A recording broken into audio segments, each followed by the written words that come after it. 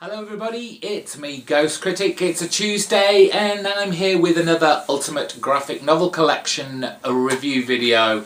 This week we're talking about Captain America: The Chosen. And this was a 6-issue miniseries that came out back in 2007. Written by David Morrell and artwork by Mitch Breitweiser.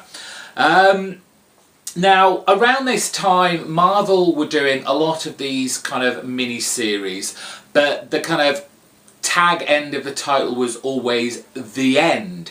And these were kind of like stories that encapsulated the very last story of some of their big titles. So you had the X-Men, The End, you had Fantastic Four, The End, and there was The Punisher, The End.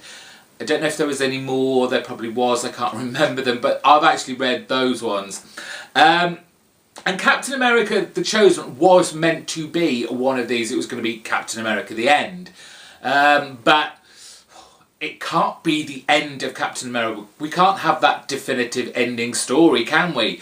Oh no. And that's why it was rechanged, remarketed to just be just a mini-series showing a potential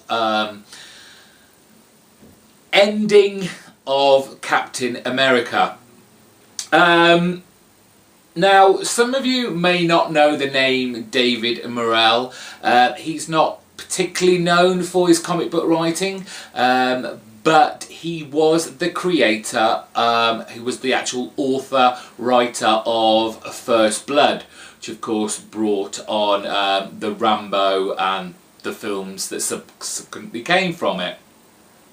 The basic premise of Captain America: The Chosen is the soldier serum that has, that obviously Captain America was injected with to make him Captain America, has taken its toll, and basically he is now just the husk of a man, and for his final last hurrah, serving his country, he has agreed to be part of these experiments with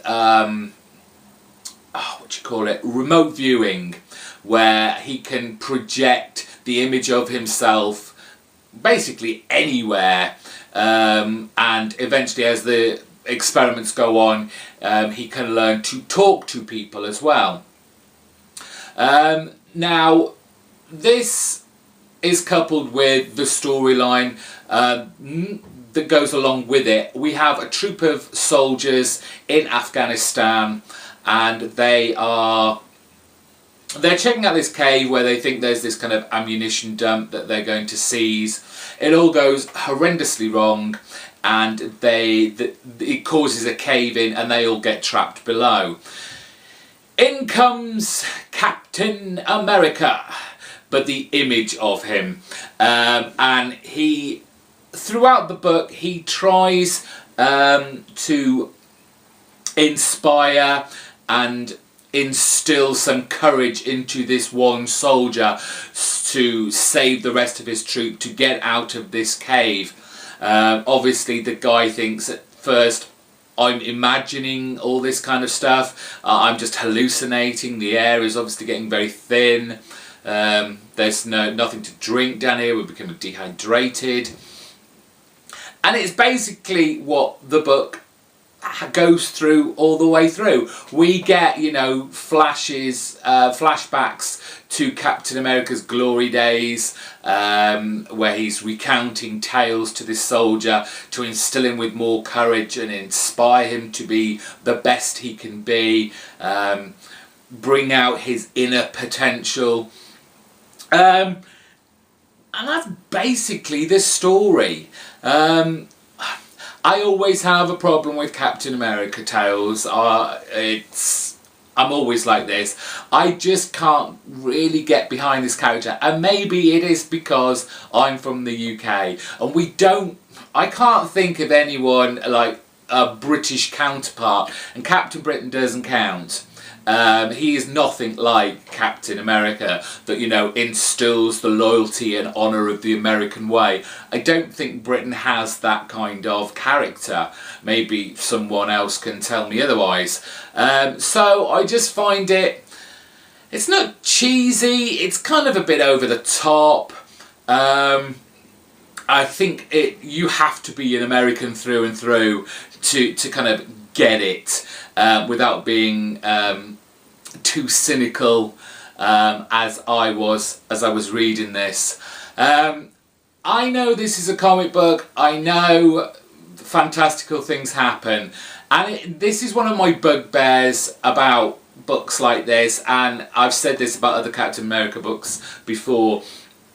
Okay, we have this remote viewing concept storyline, which is pretty fantastical. I don't believe it can actually be done in real life, can it? But you throw it on the backdrop of the troops in Afghanistan, real life situations, and I don't ever buy it. I really do not like the real life politics, wars that are going on in the world today being used within a comic book. I don't think they're trivialising it in any way, don't get me wrong. I just believe the two should be separate. If you want to make a comic book about the war, and the travesties of war and the heroics of war, make one without the superhero element, because the superhero element starts muddying the waters. If we had these superheroes, would any of these wars in real life happen? Surely they would stop them. It's that fine line, and like I said, it's always been a bugbear with me whenever real life, real world situations get thrown into a comic book. I liked the book. It was okay. I mean, I think I probably read this in one sitting. It was kind of gripping in the will they, won't they get out? Will he, won't he die at the end? You kind of get the sense that by the end of it, there's a little bit of Captain America in everybody. If you're a big fan of Captain America, you probably lap this up, or if you haven't read it, you will lap it up. It's just not my thing. That's what I can really say. The extras in the back consisted of these cover galleries of variant covers that that were on the comic books at the time. We then had a bit of article about the artist, Mitch Breitweister. A little article about the writer. Then all the kind of different kinds of alternate Captain Americas we've had in our time. And then at the end there's the usual further reading. There's a few other Captain America books you should read, like The New Deal, Reborn, Death of Captain America, Captain America Patriot. So yeah, there you go. Captain America the Chosen.